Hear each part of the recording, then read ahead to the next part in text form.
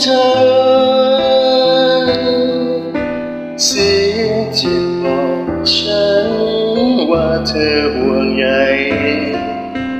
เรื่องนั้นของเธอ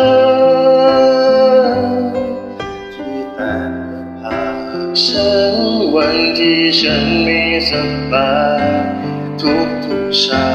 ทุกตอนไม่เคยจางหายแม้จะผ่านเนิ่นนานเท่าไรและทุกชาทุกตอนนั้นคอยตอกย้ำสิ่งที่ฉันเป็น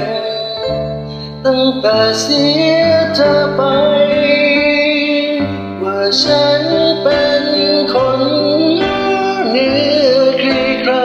ๆมีรักเธออยู่ดูแลไม่ได้จะรู้ค่ามันก็สายเกินไปปวดและคิดอยากย้อนเรื่องราวแค่ไหนได้แค่ฝัน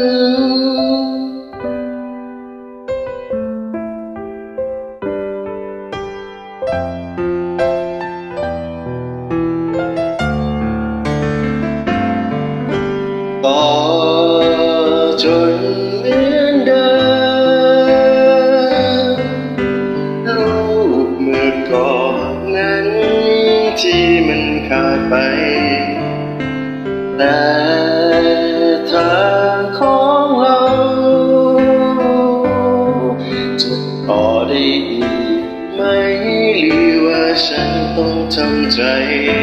เพราะทุกฉากทุกตอนนี้เคยจางหายแม้จะผ่านเนิ่นนานเท่าไร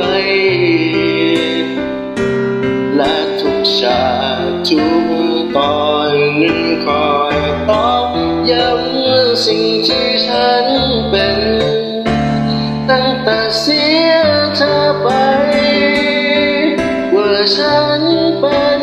คนเหนือใครๆมี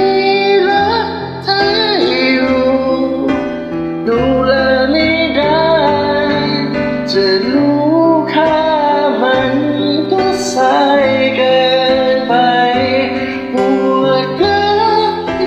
อยากย้อนเรื่องราวแค่ไหนได้แค่ฝันบอกหน่อยที่ไหนพอจะมีประตูให้ฉัน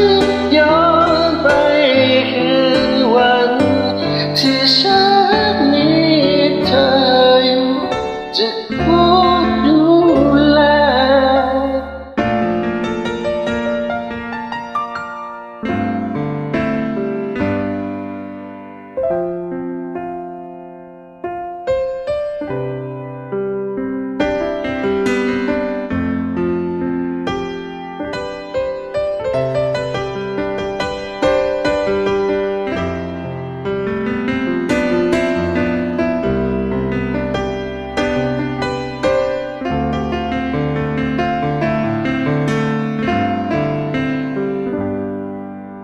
ฉันเป็นคนเหนือใครๆมีรักเธออยู่ดูแลไม่ได้จะรู้ค่ามันก็สายเกินไปปวดและคิดอยากย้อนเรื่องราวแค่ไหนได้แค่ฝันยัสรินต้นฉบับการต้นสังกัดที่นะผมขออภัยสำหรับเพลงรักแท้ที่ดูแลไม่ได้เลยจริงๆครับขออภัยด้วยนะครับในการที่ไม่ได้ซ้อม